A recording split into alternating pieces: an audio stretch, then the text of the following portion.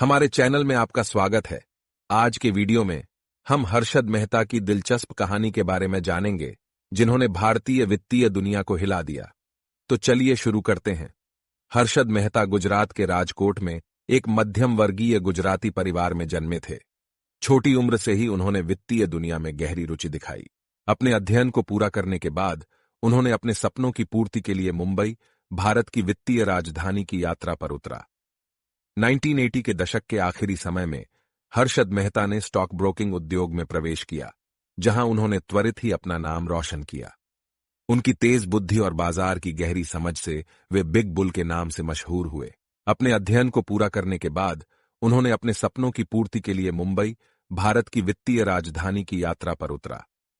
1980 के दशक के आखिरी समय में हर्षद मेहता ने स्टॉक ब्रोकिंग उद्योग में प्रवेश किया, जहां उन्होंने त्वरित ही अपना नाम रोशन किया।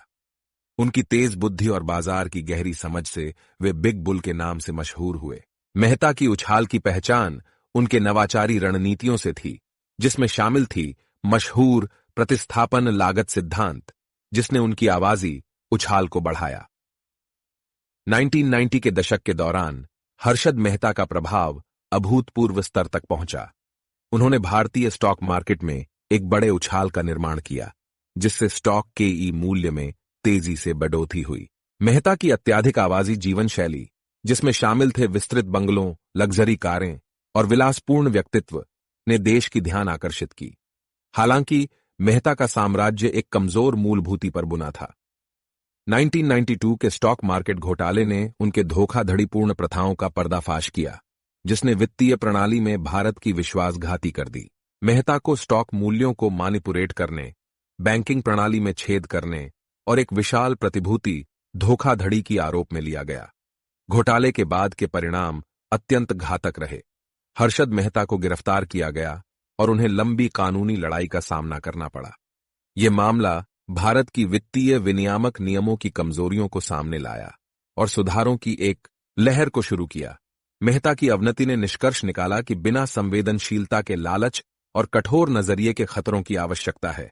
आज तक हर्षद मेहता के बारे में राय विभाजित है। कुछ उन्हें एक दमदार स्टॉक मार्केट जादूगर मानते हैं, जिसने प्रणाली को चुनौती दी, जबकि दूसरे उन्हें भ्रष्टाचार और धोखाधड़ी का प्रतीक मानते हैं। मेहता की कहानी ने किताबें, फिल्में और वित्तीय नीतियों के बारे में चल रही विवादों को प्रेरित किया है, और इससे हमारी हर्षद मेहता की जीवन यात्रा समाप्त होती है। उनकी कहानी वित्तीय दुनिया की जटिलताओं के बारे में और अनवरत अभिलाषा के परिणामों के बारे में हमें सोचने पर मजबूर करती है।